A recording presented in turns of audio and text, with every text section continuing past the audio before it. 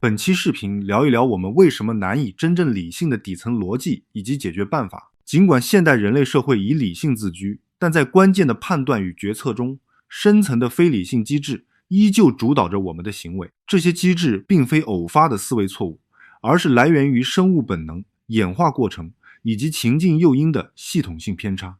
当我们将其置于复杂系统之中，例如市场组织或政策决策，这些倾向就可能引发广泛的误导、资源错配，甚至灾难性后果。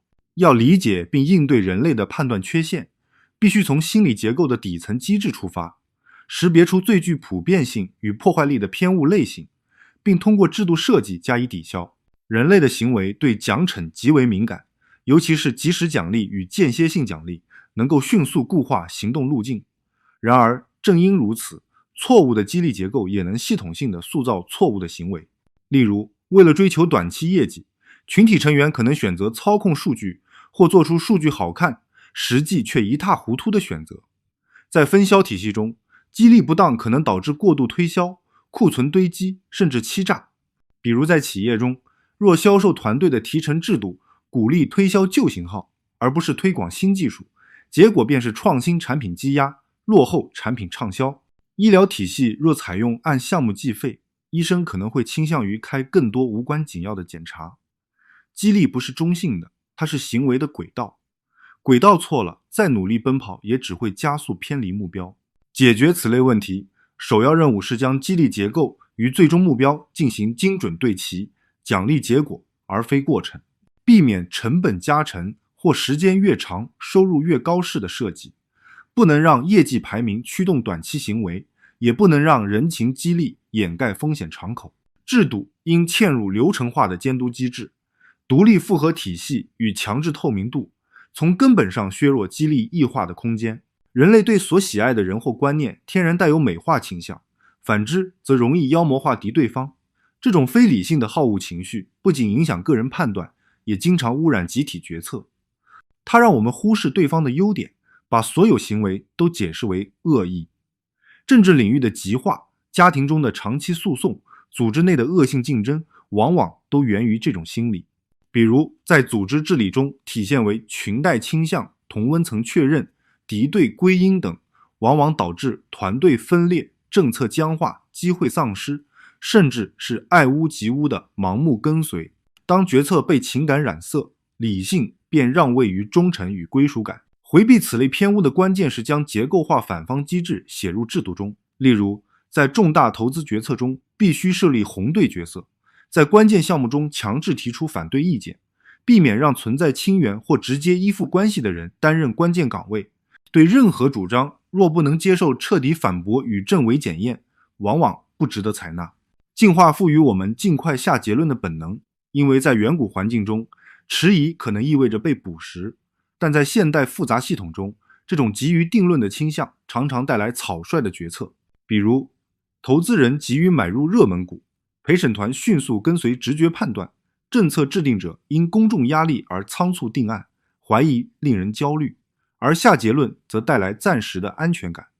所以我们要在重大决策中设置冷静期，法院与监管要求听取反方辩护，正是对抗这种倾向的制度化安排。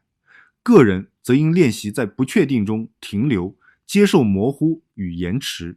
一致性偏误尤为顽固，人一旦在某一立场上投入情感或资源，往往会陷入沉没成本陷阱，即使证据已然反对，也难以自我纠偏。此类路径依赖应通过预设退出条件与周期性逆向复盘加以打破。制度层面应明确奖励及时改变主意，而不是固执坚持。多数人认为自己拥有稳定的价值判断系统，实则不然。人类的认知极度依赖情境，对比顺序与象征常常比实质更能影响判断。比如，先展示高价商品，再介绍中价款式，后者就会显得更划算。轻微的人情馈赠就能显著提高对方顺从度。外貌与表达方式往往比事实更决定我们对人的判断。这一系列倾向背后，是我们对复杂信息处理的本能简化。虽然在简单环境下有效，但在金融、治理、公共决策等复杂系统中，这种类蚂蚁式反应极易被营销和权力利用。应对之道在于打破所见即为全部的错觉。从制度角度，需嵌入双盲评审、去标识化决策机制、坏消息优先通报机制等。从认知角度，应让自己从基数率、先验概率与类型化错误进行训练和校准，这是一场持续的反直觉训练。只有制度化的进行，才能有效抗衡环境误导。相比其他动物，人类的好奇心是最强烈的，这是推动科学、艺术与技术进步的源泉。然而，在现代社会，好奇心往往被体制压抑，教育追求标准答案，组织追逐短期业绩，探索与试错被视为浪费。文明的活力正来自那些不合时宜的好奇心。制度若要避免停滞，就必须保留探索的余地。无论是教育中设置的自由研究，还是企业里允许失败的探索预算，都是给好奇心留下一块安全的土壤。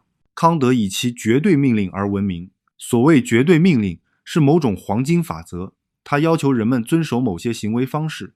如果所有人都遵守这些方式，那么就能够保证社会制度对每个人来说都是最好的。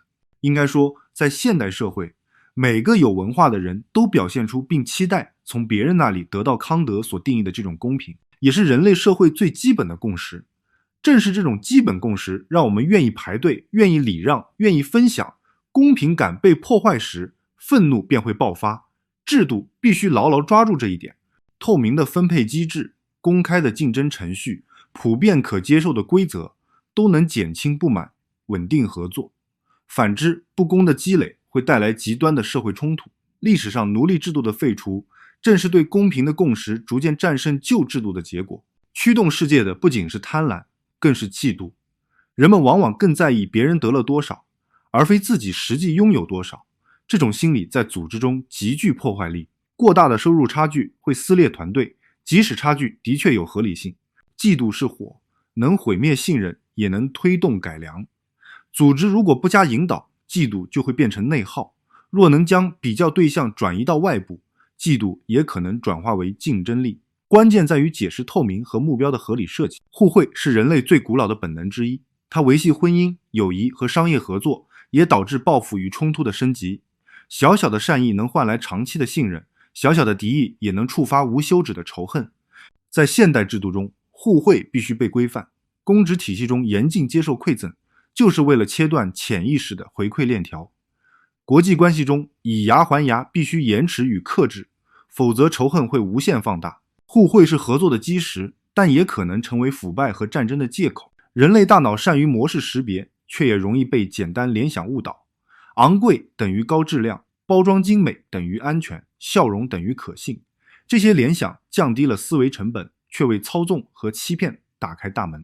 广告行业、政治宣传乃至组织内部的偏见，无不利用了这一点。对于我们而言，真正的理性并不是彻底摆脱偏差，而是认识偏差、限制偏差、利用偏差。在制度层面，透明、复合、反方机制与公平设计都是对人性弱点的驯化。在个人层面，要训练自己去怀疑，并且要接受不确定性，鼓励做出改变，这才是走向成熟的有效路径。人类文明的进步不是理性战胜非理性，而是理性学会与非理性共存。只有承认我们不是理性机器，才能设计出更接近理性的制度，并在非理性的深渊中开辟出一条清醒的航道。好了，本期视频就到这里，感谢你的收看。